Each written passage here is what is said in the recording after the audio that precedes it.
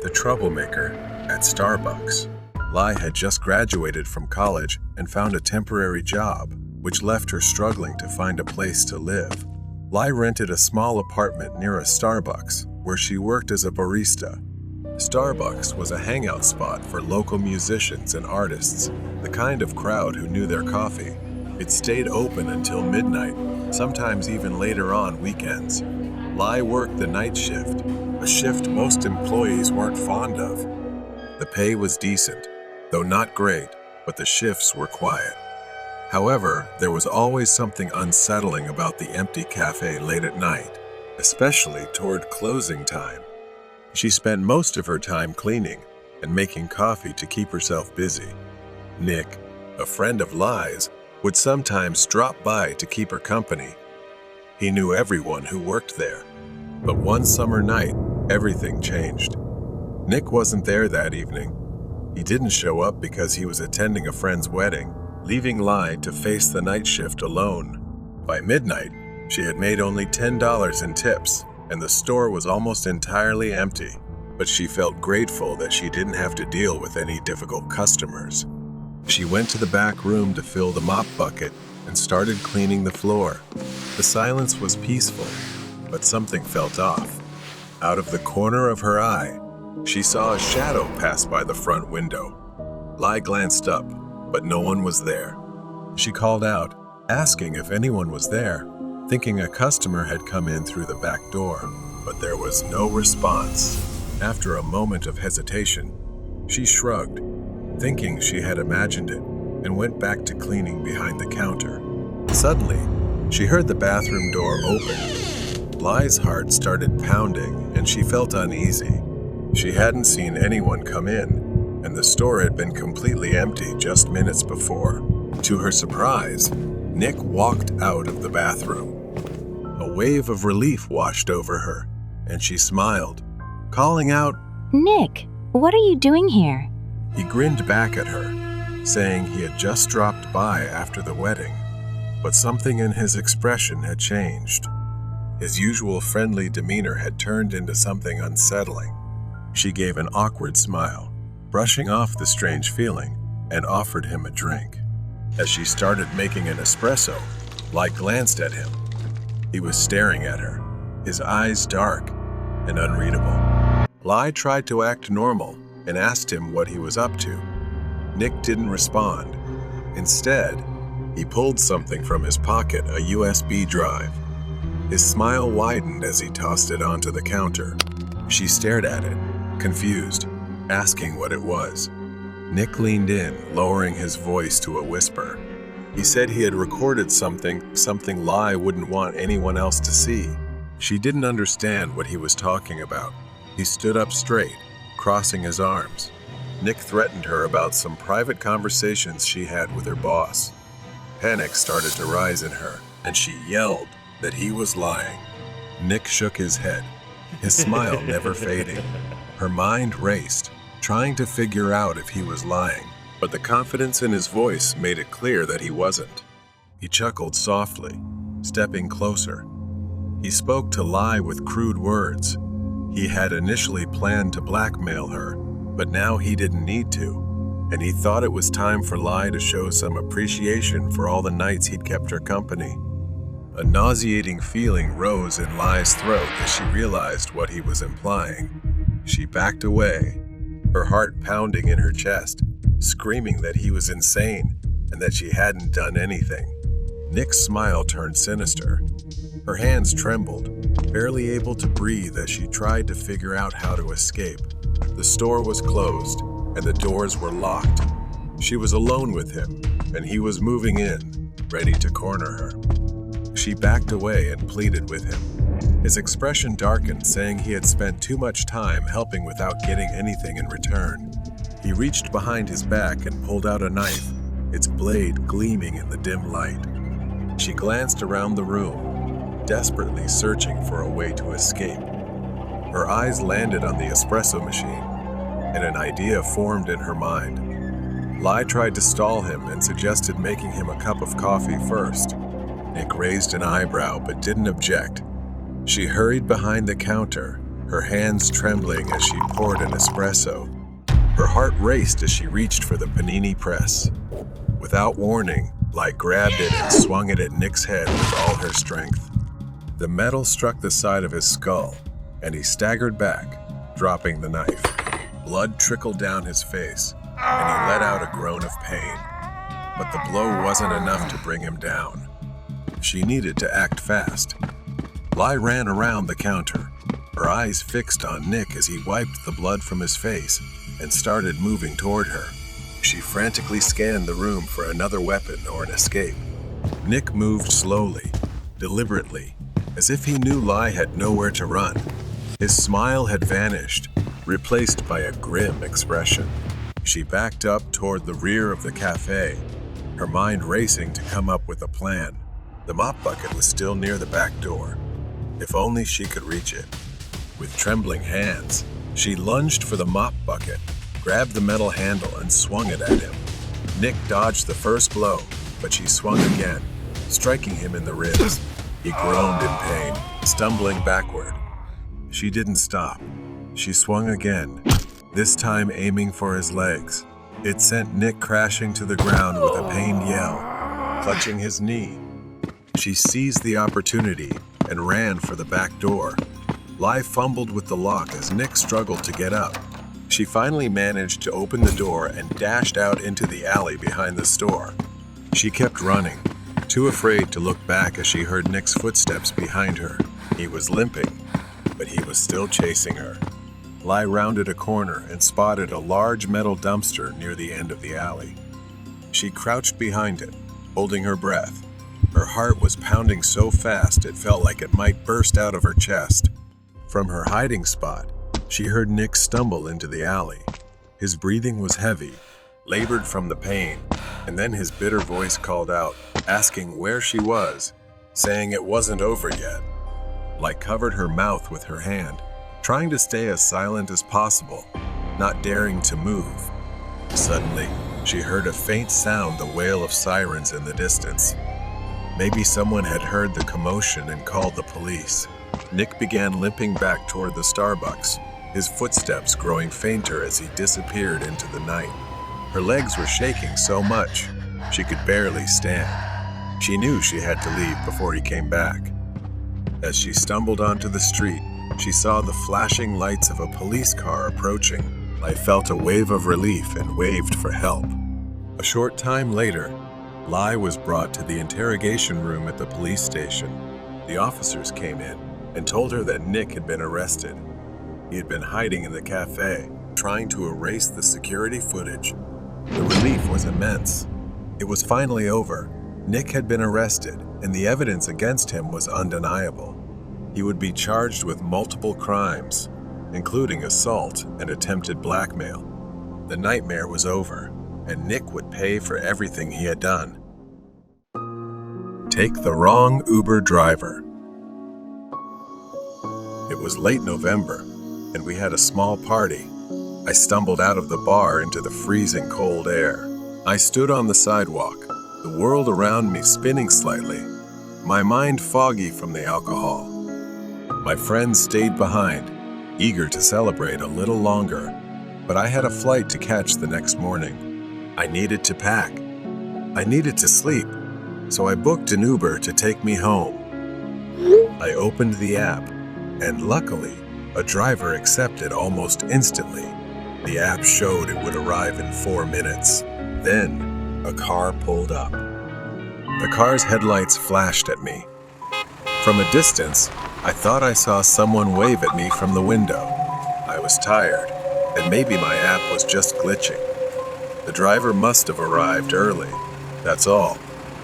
Without thinking much, I stumbled into the car. Inside, the car smelled faintly of old cigarettes, and the seat creaked beneath me. I glanced at the driver in the front seat. He didn't look back at me, didn't say a word. He didn't even confirm my name. I just wanted to get home. I muttered my address and leaned back in the seat. It was then that I noticed the GPS on his dashboard was turned off. I was startled. Why hadn't he entered my address into his GPS? Everyone uses GPS for Uber. even drivers familiar with the area. I watched him drive, hoping he just knew the route well. The car sped down the street, but something felt off. This wasn't the way to my dorm. I nervously told him. I think you're going the wrong way. My school is in the opposite direction. For a moment, he didn't respond. Then, he glanced in the rearview mirror and nodded, but he didn't turn the car around. He just kept driving. I started to panic. Where was he taking me? The car stopped in front of a rundown office building. The street was deserted. Why had he stopped here? He didn't say a word. He unbuckled his seatbelt and stepped out of the car. Slamming the door shut, my mind raced. My hands trembled as I slowly pulled out my phone. My heart sank when I saw the missed calls from my actual Uber driver. I'd gotten into the wrong car. This wasn't my Uber. I was in danger. I needed to get out now. I quickly sent my location to a friend via text. If I called the police, he might hear me. But then I heard a slow, low chuckle. I looked up through the window, and there he was, smirking at me, staring. He circled the car. My hand moved toward the door, pressing down the lock. He hadn't noticed. I frantically moved from door to door, locking each one in a frenzy. The faint noise alerted him. His smile vanished. His eyes narrowed in anger. He stepped closer to the driver's door, his hand reaching for the handle. When it didn't open, he angrily pulled at it, yelling, "Open the door!" I knew I only had a few seconds left. Desperate, not waiting any longer, I grabbed my phone and dialed 911, hoping they could get there faster. I didn't get a chance to speak. The sound of glass shattering stopped me, and I screamed as I saw him punch the window with his bare hand, glass flying everywhere. His arm pushed through the broken window. I dropped my phone, desperately trying to get away from him, clutching the door handle on the other side, frantically unlocking it to escape before he could grab me. I ran as fast as I could since he was injured and stuck with his hand in the broken window. I couldn't stop. I stumbled but kept running, my body filled with overwhelming terror. The night was pitch black, with the only light coming from the distant glow of the city. The abandoned lot stretched endlessly, nowhere to hide. But I kept running, praying that somehow I would survive. I spotted a small store up ahead, its neon open sign flickering weakly in the distance. My legs burned, but I didn't dare look back, not until I reached the store. I burst through the door, gasping for breath, my entire body shaking with fear. The store clerk stared at me, wide-eyed in surprise. But I was thankful I had escaped him. The police arrived minutes later. 2 patrol cars stopped in front of the office building where the car had been parked. But when they got there, the car and the man were gone. Only shattered, blood-stained glass remained. The police reassured me that they would search for him. It was a hard lesson learned that I must always be more careful when going out alone, especially when I'm not fully alert. The Window Stalker. It all started that day, when I was just a child, too young to fully comprehend the horror that was about to unfold. Our home was always cozy, with large windows in the living room that overlooked the beautiful garden outside. I was sitting on the couch with my back to the window, fully immersed in my favorite TV show. My mother was in the kitchen, doing her usual chores, but then something caught my attention. In the reflection of the TV screen, I saw the silhouette of a man. I could see him through the glass, standing motionless in the garden behind me. I thought it was probably my dad, so I didn't turn around. I called out, "Horror story about a truck driver." As soon as I said that, I saw my mom freeze and then rush into the living room. When my mom saw the figure standing outside the window, her face went blank. I had never seen her look so terrified. I turned around. There he was, a stranger, A scruffy man with wild eyes, just standing there staring at us with a sick, twisted grin. He didn't seem to care that he had been spotted. He just smiled wider, almost enjoying the fear he was causing in my mother and me. Without hesitation, my mom yelled, threatening to call the police if he came closer, but I could sense her fear. And then he said something that still chills me to this day. He growled through the glass with a menacing voice, "If you touch that phone, I'll break this window, and neither of you will be safe." My mom hesitated, torn between calling for help and protecting me, unsure of what to do next. His eyes flared with anger as he fumbled with something inside his coat. And then, in the blink of an eye, he lunged toward the back door. I heard him pounding on it, frantically rattling the doorknob. Thank God it was locked. His frustration turned into rage. He screamed, demanding to be let in, threatening that if he got inside, he wouldn't spare us. I was too young to fully grasp the danger we were in. My mom grabbed me, pulling me off the couch, and we ran upstairs. We didn't stop until we reached the top floor, and that's when I saw my uncle, my mom's younger brother. My uncle was standing in the hallway, headphones on, completely unaware of the chaos downstairs. He was a big, muscular man, the kind you wouldn't want to mess with. He used to compete in boxing matches and had won several trophies. My uncle, confused, asked, "What's going on?" as my mom frantically explained. And just as she finished, we heard the man's voice again, coming from downstairs. His voice echoed through the house, saying, "The boogeyman is coming to get you." Those words were etched into my memory. My uncle heard it and told us to lock ourselves in the bathroom and call the police. My mom pulled me into the bathroom, locked the door as instructed, and called 911.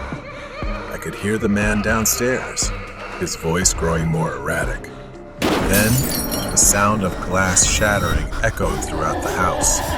My mom and I held our breath, frozen in fear, waiting for what felt like an eternity for something to happen.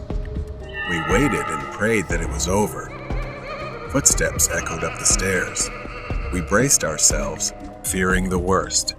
My uncle slowly stepped out of his hiding spot, waiting for the perfect moment to tackle the man, relying on his sharp reflexes as a seasoned boxer.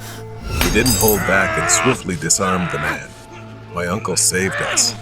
The door swung open, and the police arrived just in time, securing the situation. They arrested the man and informed us that he was a dangerous criminal they had been hunting for some time. That day changed everything. My mom never felt comfortable being alone again and always looked over her shoulder at the windows. If it hadn't been for my uncle, I don't know what would have happened. I still shudder when I think about it. The crazy man blocked the truck. It was a torrential, rainy day. After finishing a long, exhausting day at work, I drove my old, large truck back home. The windshield wipers battled against the pouring rain, moving in a steady, hypnotic rhythm. The radio crackled faintly, almost drowned out by the sound of rain pounding on the truck's metal body. The road ahead was nearly deserted, a winding path through a remote forest. Tall, ominous trees loomed on both sides, their branches reaching out like twisted, skeletal hands. My hands gripped the steering wheel tightly, my knuckles white from the cold. My eyes were focused on the road, but my gaze was weary, longing to be home soon. As I rounded a bend in the road, my headlights caught a figure standing in the middle of the road. Finding it strange, I drove a short distance further and then pulled over to the side of the road to rest for a moment. From a distance, there was that figure again. The silhouette was of a man, his hair disheveled and soaked by the rain. He stood motionless, his head slightly tilted to one side, staring straight at me with wide, unblinking eyes. His clothes were tattered and drenched, clinging to his gaunt frame. In his hand, he held something long, thin, and menacing under the headlights. My heart raced as I stared at the man, an instinctual sense of danger warning me. The man did not move, did not blink, just stood there, staring. My breath fogged up the window as I pondered what to do, making his already ominous figure appear even more distorted and terrifying.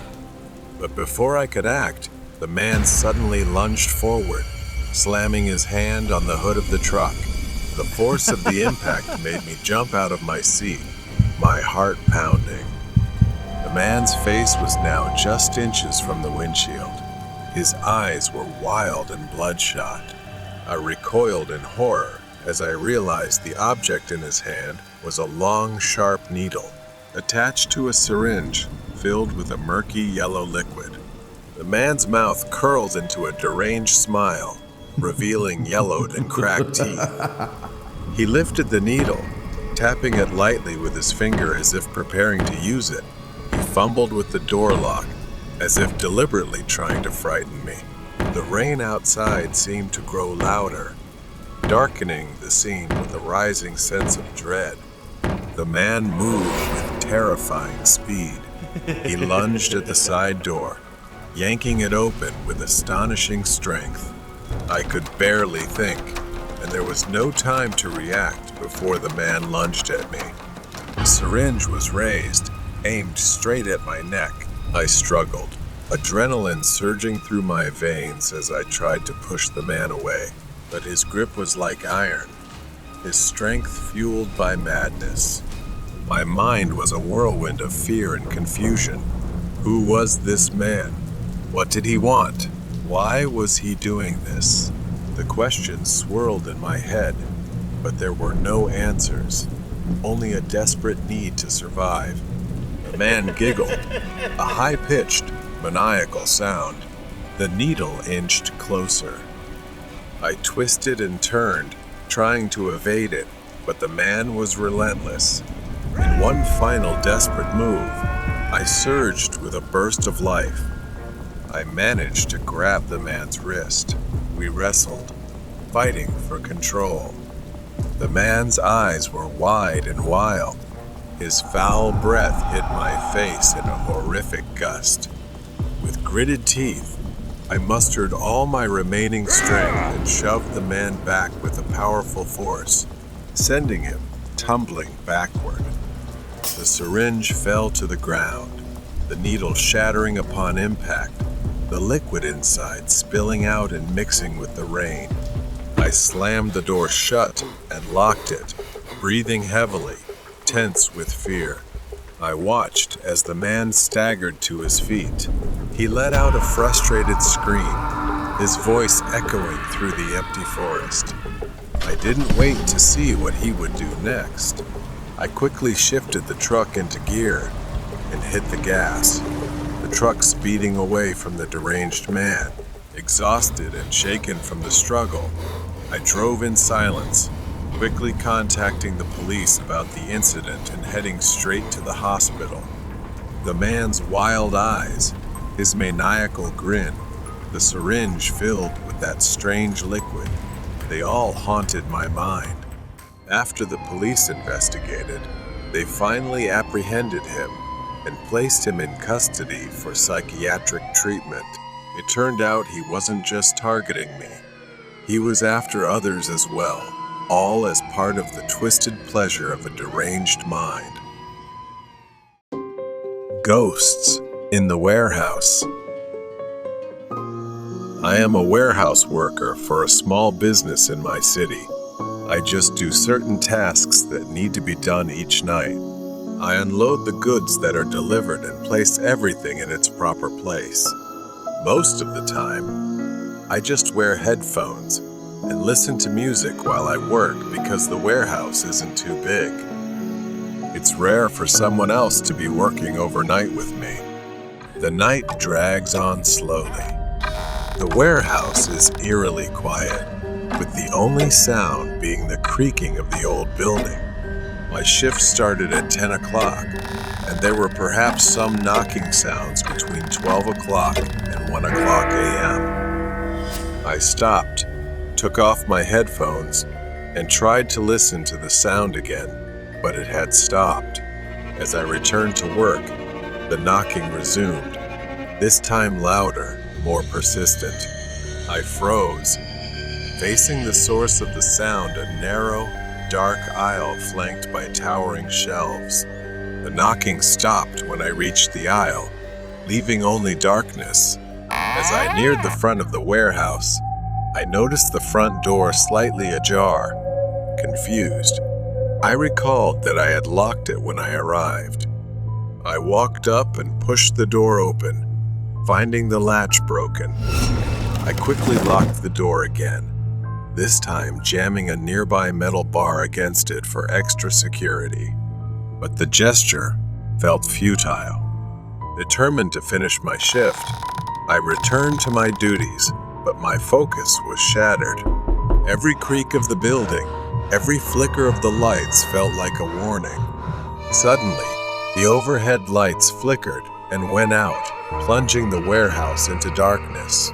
I pulled out my flashlight to cut through the blackness. The beam revealed only empty aisles, but the feeling of being watched lingered. As I moved through the warehouse, the flashlight caught fleeting glimpses of shadows darting out of sight, too quick to be fully seen. My fear surged as I raced towards the front door. I saw the metal bar I had wedged into the door bent and twisted. I turned to face the darkness, the flashlight trembling in my hand. The light revealed a tall, indistinct figure watching me from the shadows. I started breathing rapidly. The figure moved slowly towards me, its footsteps echoing loudly in the silent warehouse. In a last desperate act, I threw the flashlight at the figure and dashed into the darkness, hoping to find another way out.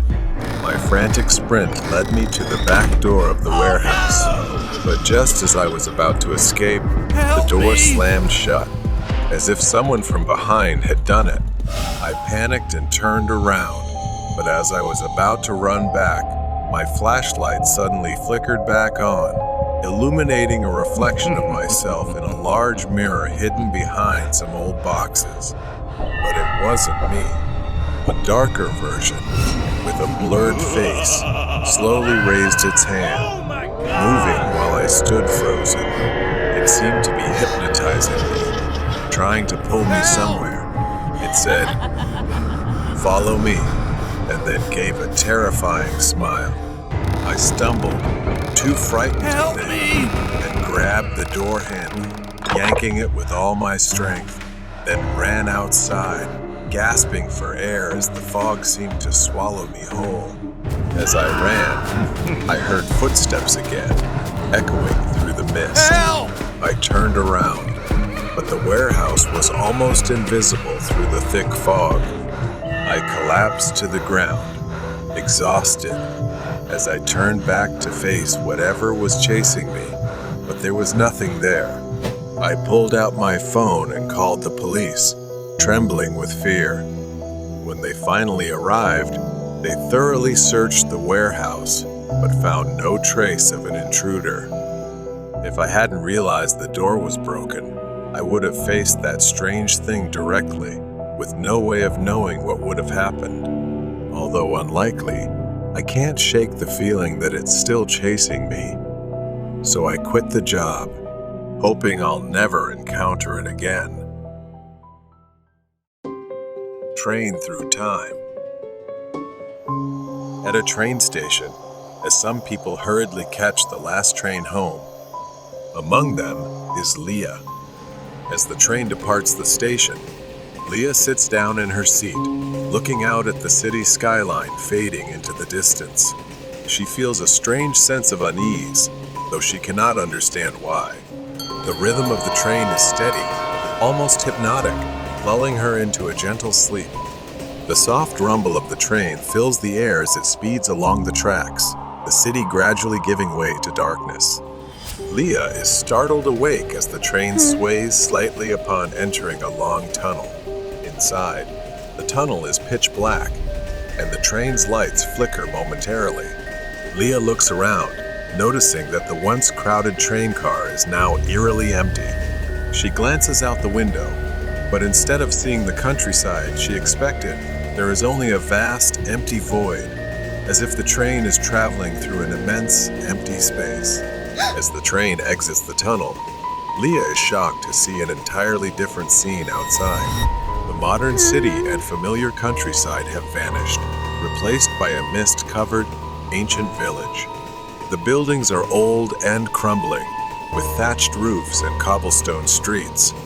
The train slows down as it approaches a station that appears to have never been used. The train stops, and the sliding door opens with a faint hiss. Leah hesitates, but the strangeness inside the train compels her to step outside. As she steps onto the platform, the cold, damp air hits her, filled with the smell of earth and decay. The village is deserted, with no signs of life. The only sound is the cawing of crows. The village looks like a snapshot from the past. Tables are set with dust-covered plates, untouched. A child's toy lies abandoned on the street. She realizes that she is no longer in her own time. Perhaps she has traveled back to a long-forgotten era. Suddenly, Leah hears a sound like a train whistle, and panic overwhelms her. She runs back to the platform as the village around her begins to change. The sky darkens at an unusually rapid pace. As soon as she reached the platform, the train began to accelerate, the doors still open. With a desperate leap, Leah grabbed onto the railing and pulled herself inside, collapsing onto the floor of the train car, where she lay, gasping for breath. As the train sped away from the village, Leah slowly stood up and looked out the window. The village was quickly swallowed by the darkness. The train entered another tunnel. She braced herself for whatever might come next. When the train emerged from the tunnel, Leah was stunned to see a different scene. This time, the train was traveling through a futuristic city filled with towering skyscrapers and strange objects floating in the sky like giant bubbles. The train glided smoothly through the city, and she realized with growing horror that the train was not taking her home, it was carrying her through different eras. She was trapped in a time loop. Finally, the train began to slow down again, this time approaching a station that looked familiar. But something was wrong, everything was slightly off, like a distorted reflection. Leah hesitated, unsure if she had truly returned to her own time. The station was eerily quiet. She stepped off the train, heart pounding, and looked around to see the station just as she remembered it. As the train pulled away, Leah watched it disappear into the tunnel, leaving her standing alone on the platform. She started to walk towards the exit, but stopped when she noticed something on the ground. She picked it up and was startled to see that it was an old, intricately decorated pocket watch with strange symbols engraved on its surface. The hands of the watch were spinning rapidly, as if caught in a never-ending cycle. The train may have brought her back, but perhaps she was still trapped in this loop. Maybe it would soon return to take her on another journey. Killer in the Rain. It's late spring in a rural area with vast stretches of wilderness. My small house stands alone in the vast darkness, surrounded by trees, the type of isolation I always dreamed of before moving here. Here, I can live away from the noise, people, and stress of the city. But tonight, the silence feels different. Heavy rain has been pouring for days. I should have found this isolation peaceful, but tonight, it feels suffocating.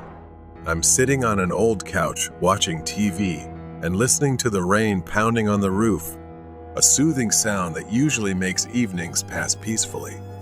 I enjoy staying home on rainy weekends like this, far away from the world. Around 6 or 7 in the evening, I suddenly heard a knock at the door. At first, I thought it was the wind, but it wasn't. Another knock, this time louder. I hesitated. Visitors were rare here.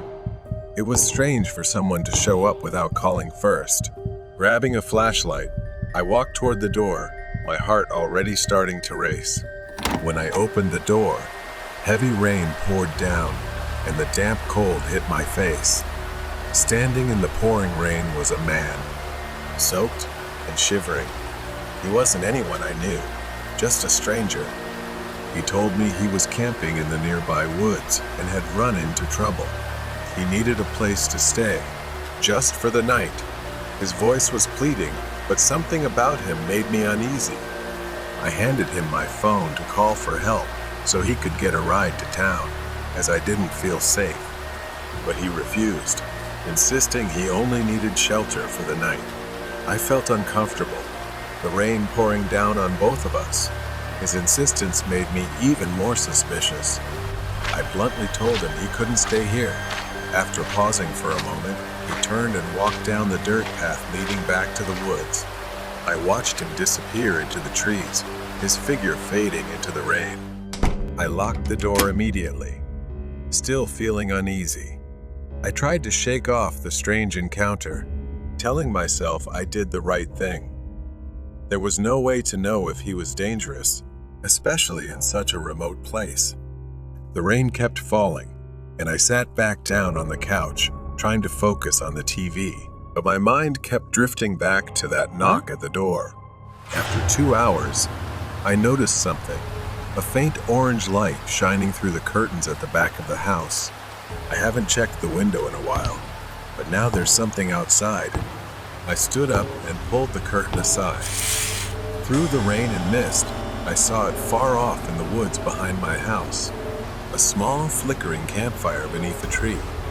Despite the heavy rain, the fire was still burning. There was a figure in the rain, but I couldn't make it out. That uneasy feeling turned into fear. Could it be him again?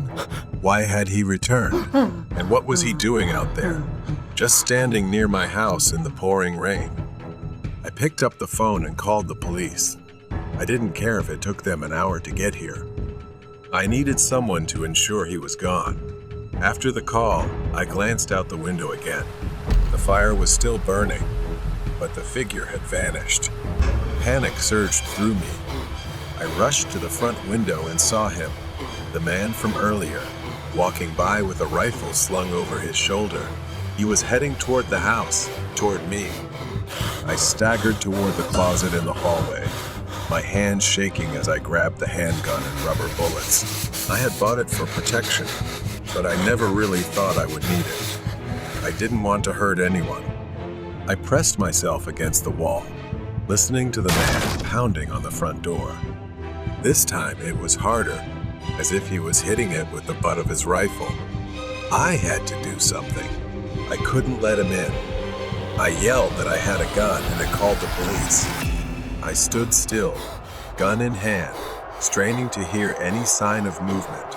Moments stretched on, and finally, after what felt like an eternity, I looked through the peephole. The porch was empty. I cautiously stepped outside, gun still in hand, immediately drenched by the rain. I saw large footprints, caked in mud. He was probably gone, at least for now. About an hour later, the police arrived and searched the area with flashlights. When they got to the campfire, they found something I hadn't expected. A rough canvas bag, half buried in the mud, covered in wet earth. They dug it up and opened it. Inside, they found knives, zip ties, gloves, and rope. They told me it was likely a burglary kit, or worse. I never saw him again after that night. The police haven't found him yet, but they told me to be careful, to stay vigilant. Whoever he was, he had plans to come back, maybe even to kill me. Killer in the rain. It's been half a year since that night. The memory of that encounter still haunts me. I thought time would ease the anxiety, that the man would fade from my mind just like he disappeared in the rain. But as the months passed, the fear grew more intense. What if he came back? Tonight, as the sun set, the rain returned, pouring heavily, just like that day. I was sitting in my usual spot on the sofa, watching TV despite my efforts. My attention wasn't on the screen. I kept glancing at the window all evening, unable to shake the feeling that someone was out there, watching me. Suddenly, there was a knock at the door. The sound cut through the rain, and my heart skipped a beat. Could it be happening again? I cautiously opened the door, but this time I was prepared, my hand resting on the pistol I had placed in the nearby drawer, ready for a moment like this. The porch was empty, except for the relentless sound of rain hitting the ground. But just as I was about to close the door, I noticed something. Footprints. Someone had been here, fresh and muddy, still sticking to the porch. I went back inside and locked the door. I grabbed my phone and called the police, explaining that I thought it was the same man who had tried to harm me years ago, and he was back.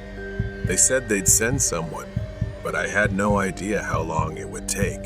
For now, I was on my own.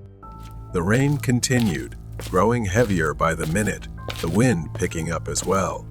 I paced the living room, glancing out the window every so often. That's when I saw a flash of light deep in the woods. I realized I couldn't wait for the police to arrive. I had to confront him before he made his move. Panic welled up inside me, but this time, I reminded myself not to lose my composure. I grabbed a flashlight and my pistol, threw on a jacket, and headed out the back door. The rain drenched me the moment I stepped outside. I followed the flickering light deep into the woods. My flashlight cut slowly through the night as the muddy ground made every step feel heavy, not just from the mud, but from my hesitation to venture further. I continued on. As I ventured deeper, my steps became slower and more cautious. Then I crouched behind a tree to get a better look. It was him, unmistakable with the scar on his face. He was there, standing by the fire, his back to me. And in his hand was something different this time, not a rifle, but an axe. I froze, my heart pounding in my chest. The rain sizzled on the fire. I didn't know what he was doing, pacing back and forth, muttering to himself as if planning something. Suddenly, he stopped and turned toward my house. My house. He started walking, a strange smile spreading across his face. At first, he walked slowly, but then his pace quickened, the axe swinging in his hand as if he were preparing for a bloody hunt. He approached the house. I didn't have time to think he only had an axe after all. I pulled out my pistol and stepped out from behind the tree, shouting for him to stop, but he didn't stop. He kept walking, eyes fixed on my house, as if I weren't even there. I fired a warning shot into the air. The sharp sound cut through the rain and thunder. He stopped. For a moment, everything was still, as if the world itself held its breath. Then he turned to face me, cold, empty eyes and that twisted, horrifying smile. He raised the axe above his head. Before I could react, he charged. I fired twice. One shot missed, but the other hit his leg. He staggered, like a zombie, but still got up, the axe still raised. I shot again, this time hitting him in the shoulder.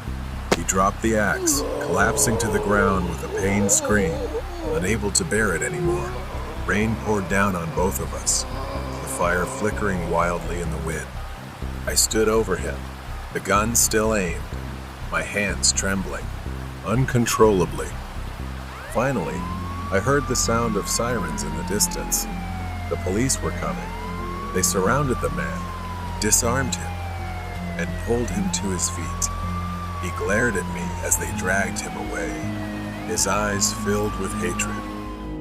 I returned to my house, locking the door behind me, and collapsed onto the sofa. The rain continued outside, but it no longer felt suffocating. For the first time in a long while, I finally felt truly safe. Mysterious man at the fast food restaurant. I had been working at this 24-hour fast food restaurant for years. Most of my night shifts were quiet. However, tonight was different. The night started like any normal shift, nothing out of the ordinary. Our night cook called in sick, leaving me to manage the whole restaurant alone until someone could assist at 4 a.m. The silence in the restaurant was eerie. With no customers around, I spent time cleaning the kitchen, focusing on scrubbing away the grime. Then, I heard a loud noise coming from the front of the restaurant. There was a man outside the entrance. He was standing there, his face pressed against the glass, peering inside and banging on the door. He didn't seem normal, which made me feel uneasy. The door was locked. I approached the glass, trying to stay calm, and gestured for him to go around to the drive-thru. He didn't respond, just stared. I shouted through the glass that the dining area was closed, but he didn't move, just stood there, lifeless. I turned and went back to the kitchen. I tried to continue working, focusing on my tasks. 15 minutes passed, and I convinced myself that he must have left. But the unease still lingered. A beep went off in my headset. Someone had placed an order. I turned on the mic and asked for their order, but all I got was silence. I checked the camera at the drive-thru lane, no car, no sign of anyone. I sighed and turned away, but then I froze. I heard something footsteps, light, careful steps coming from above, as if someone was walking on the roof. I tracked the noise until it stopped at the ladder leading to the maintenance door in the ceiling. The footsteps halted above. I was sure someone was up there. I quickly searched for a lock or anything to secure the door. I had never used it before, so I wasn't sure if it could even lock. I heard the trapdoor creak. It was slowly beginning to open. A small gap appeared, and through it, I saw a pair of cold, unblinking eyes staring at me. Panic consumed me, and without thinking, I turned and ran toward the front door.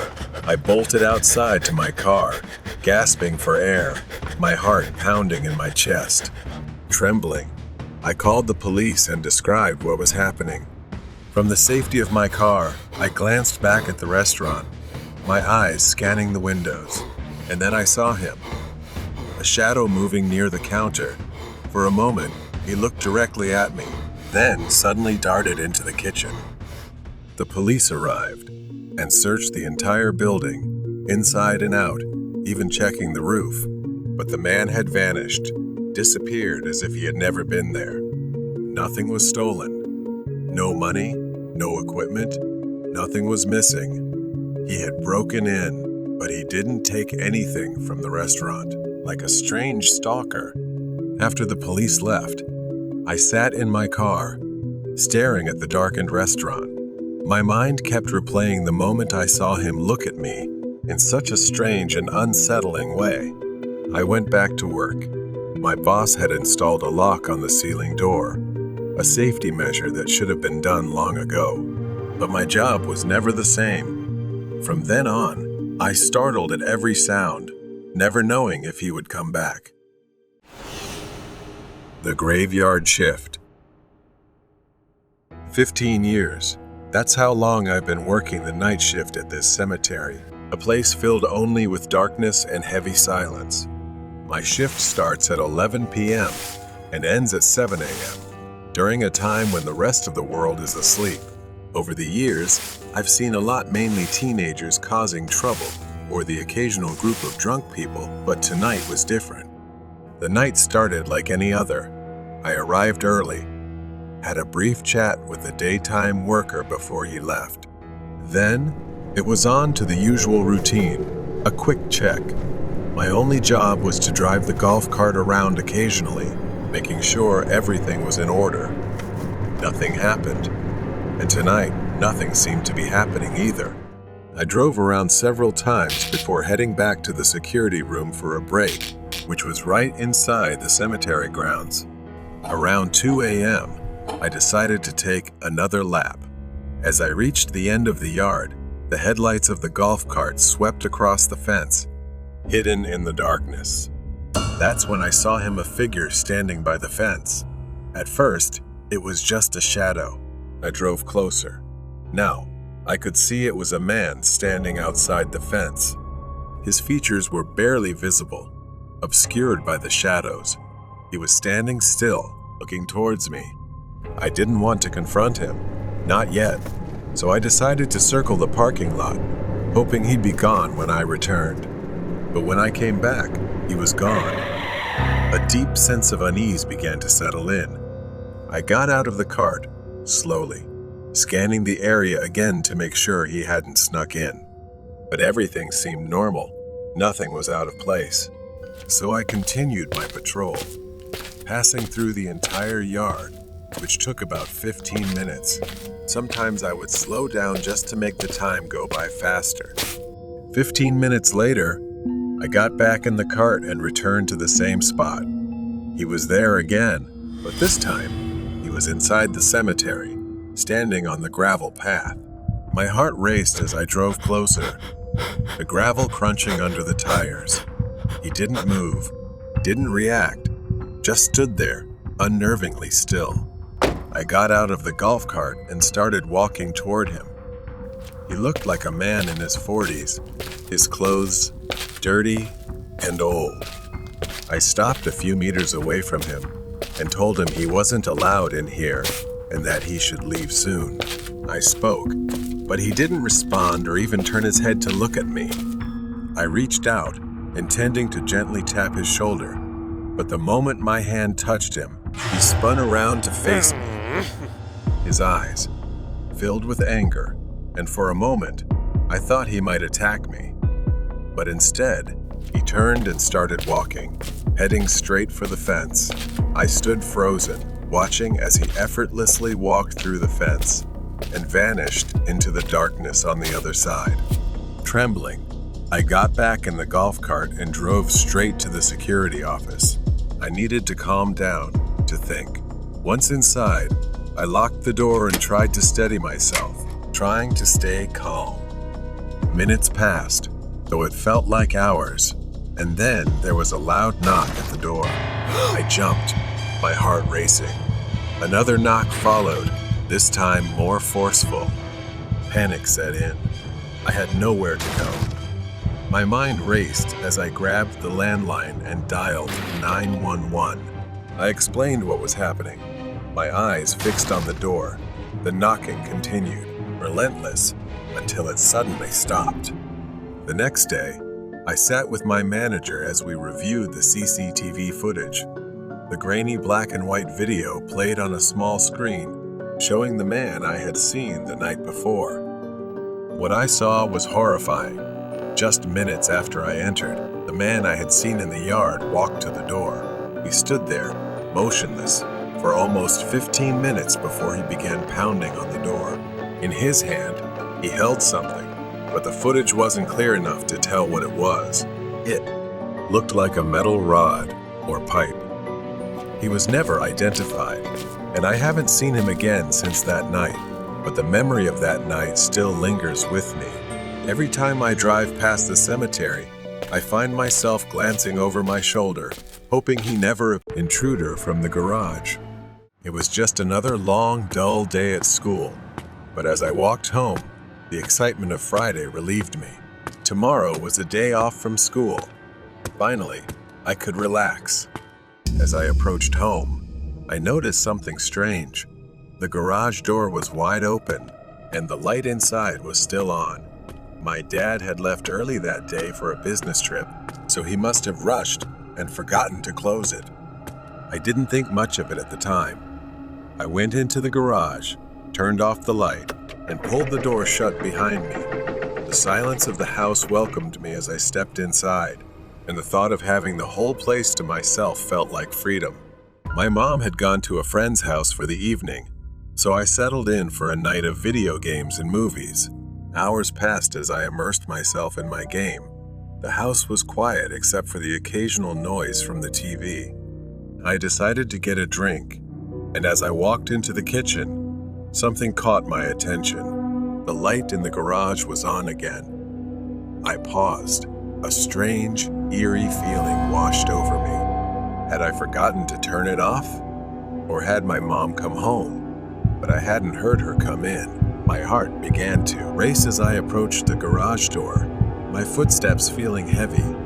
As I stepped into the garage, every drawer in my dad's workshop was open. His tools were scattered across the floor as if someone had frantically searched for something, but there was no one here. I quickly turned back inside, locking the garage door. Something was wrong. I could feel it. I prepared to head back to the living room, planning to try to watch TV to calm down. Then, from behind me, I heard the garage door handle rattle violently. I froze, staring at the door, watching it shake harder, as if someone on the other side was desperately trying to get in.